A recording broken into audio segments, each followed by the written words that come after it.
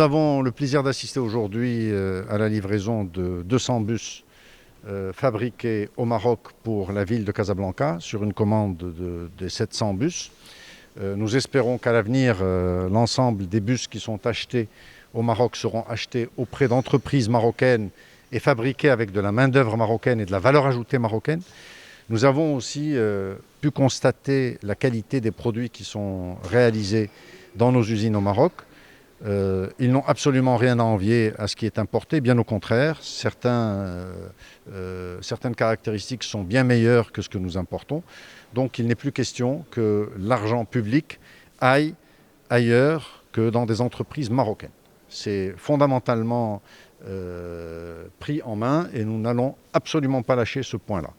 Regardez l'exemple aujourd'hui d'une entreprise qui était en faillite, qui a été reprise par des employés et qui, grâce à la commande publique, à travers une entreprise privée qui a bien voulu accompagner ces jeunes-là, ont fait en sorte que ces jeunes ont repris cette société, l'ont redémarrée et ont fait en sorte qu'ils pourraient avoir des commandes marocaines et internationales à l'avenir.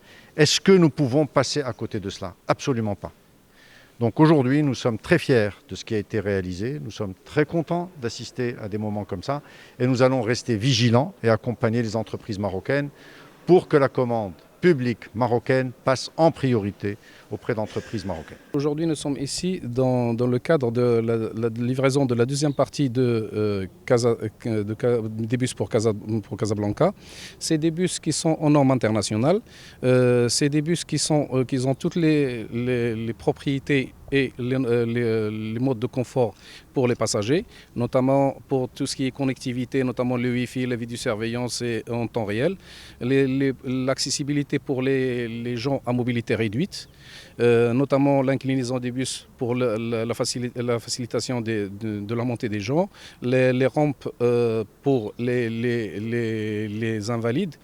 Et aussi, c'est des véhicules qui ont la particularité d'être les premiers au monde à être homologués en norme R66.02. C'est une norme qui est anti-renversement, qui laisse un espace de sécurité pour tous les passagers. À part ça, c'est des véhicules qui ont été faits ici au Maroc, 100% avec des capacités marocaines, notamment les ingénieurs et notre équipe d'Erisa que vous voyez ici.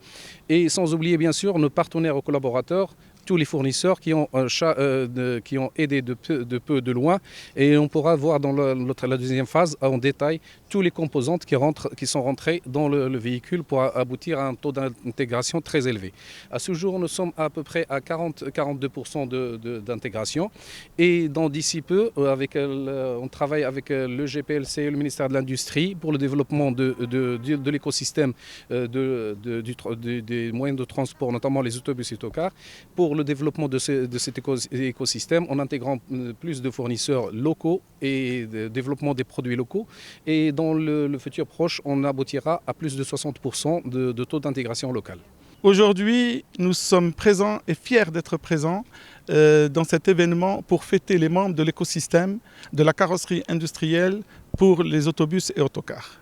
Cet événement est une consécration et une éclosion. D'abord une consécration parce qu'elle va permettre de nous rendre compte de la production marocaine qui a pu livrer 200 bus pour la ville de Casablanca avec un taux de valeur ajoutée qui peut atteindre les 80%.